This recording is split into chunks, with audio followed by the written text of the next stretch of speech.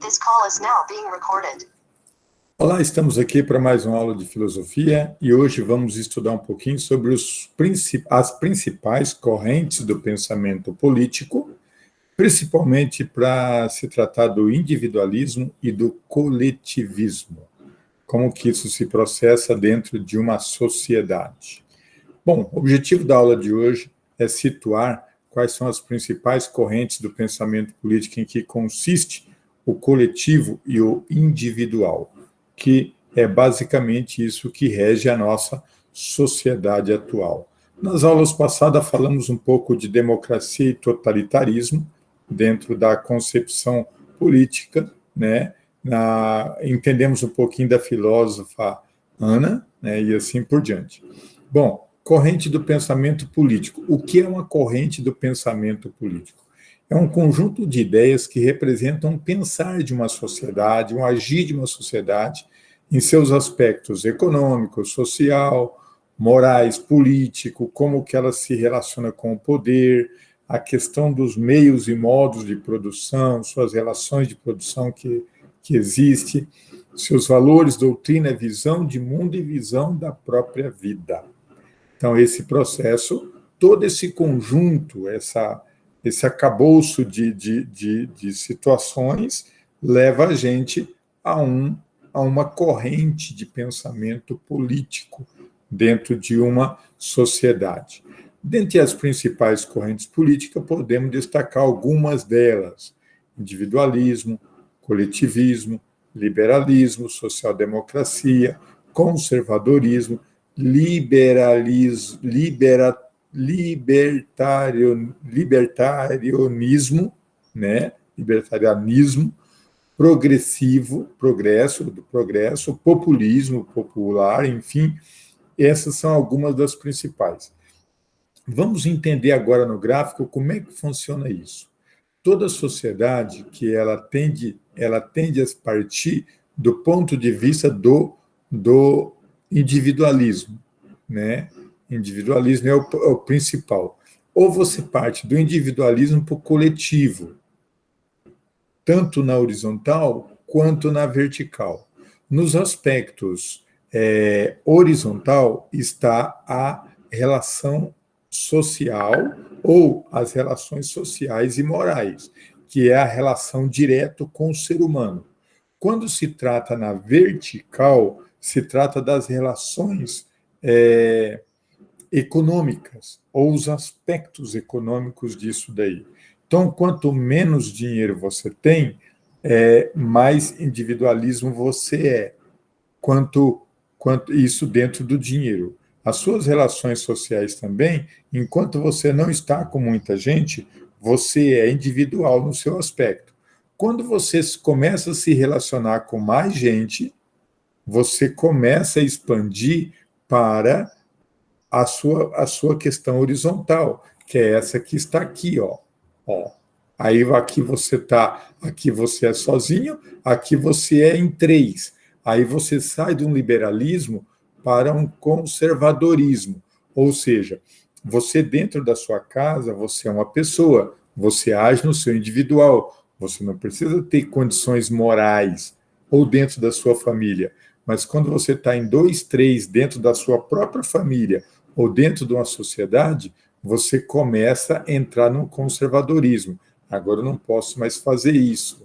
Agora, por exemplo, eu tenho que fechar a porta do banheiro quando eu vou ao banheiro, porque agora tem mais gente em casa. Se tiver uma pessoa estranha do seu convívio familiar, mais conservador você fica. Aqui você briga, você apronta, você grita, aqui você já não faz isso, você é mais conservador por isso.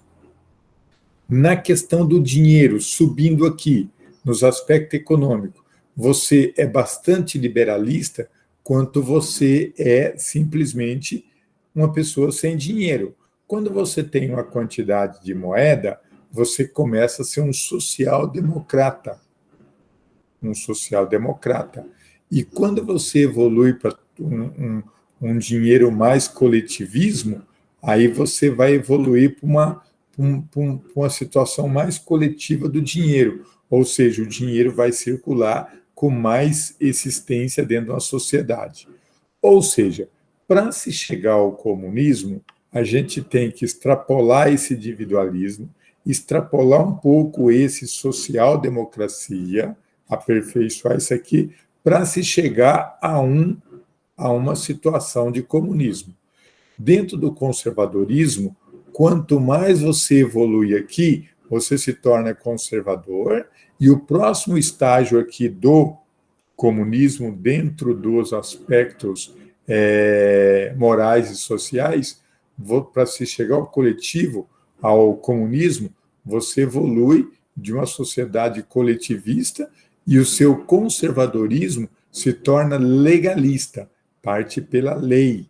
Então, aí você começa a agir dentro de um princípio legal de sociedade.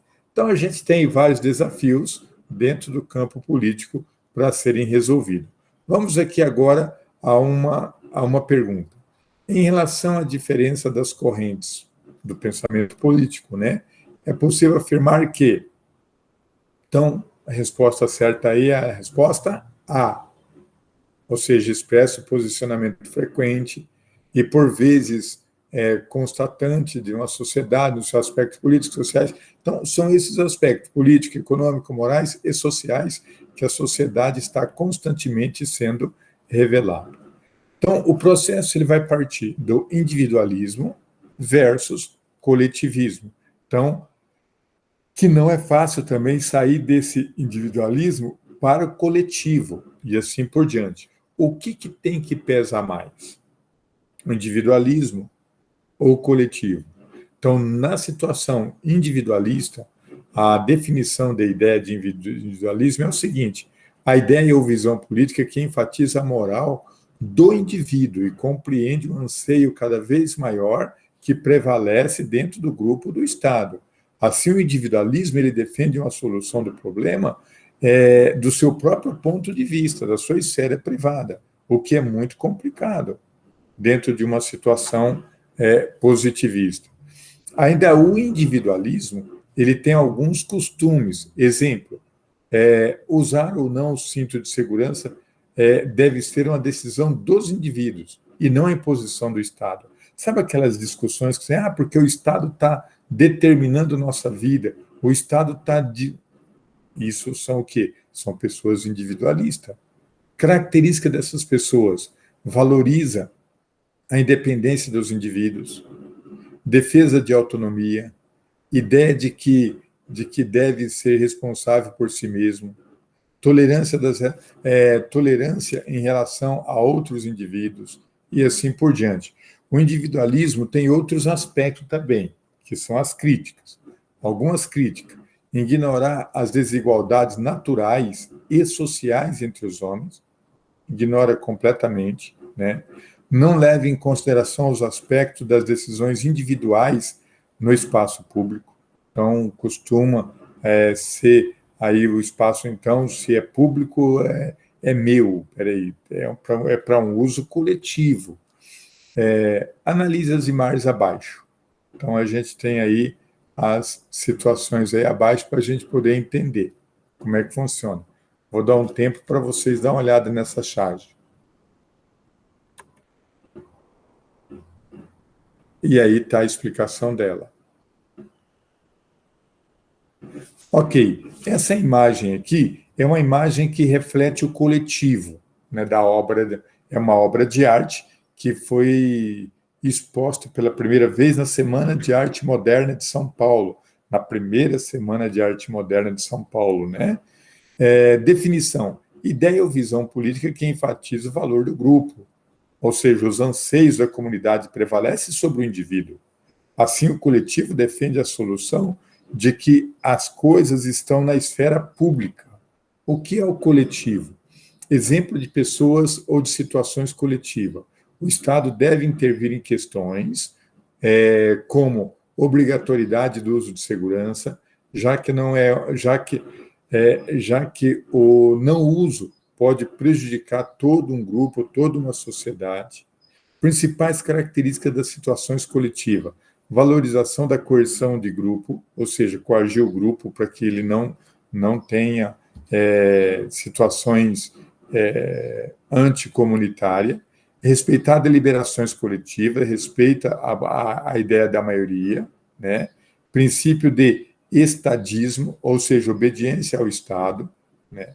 Altruísmo e empatia em relação interpessoais, então vamos valorizar o outro, valorizar as questões do outro e da sociedade. Algumas críticas ao coletivismo, né? Ignora os méritos individuais, valoriza, sim, claro, o coletivo, né? Impossibilita a ascensão do indivíduo, então, muitas vezes, o indivíduo, é eu que fiz, não, é a comunidade que fez. Despreza, muitas vezes, a liberdade individual e sufoca o individualismo e a diversidade. Então, vamos valorizar o coletivo. E insiste sobre a identidade do social comum. Então, esse é uma das situações. Então, aqui, né, tem um quiz aqui que vai falar de Frederico Augusto, né, que escreve em seu livro O Caminho da Servidão, e dessa servidão que a gente está constantemente no Estado. Dá uma olhada nessa pergunta.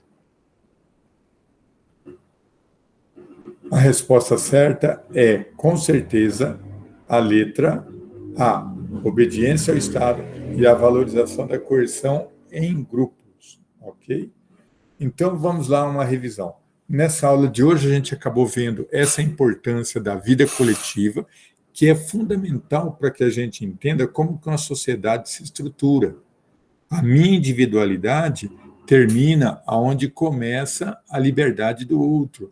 Eu tenho que estar sempre predisposto a obedecer essa coletividade. Afinal, será que todo mundo está errado? Uma vez um jovem me pediu se realmente eu acreditava, por exemplo, em Deus. Acredito em Deus? Acredito. Mas será que está errado?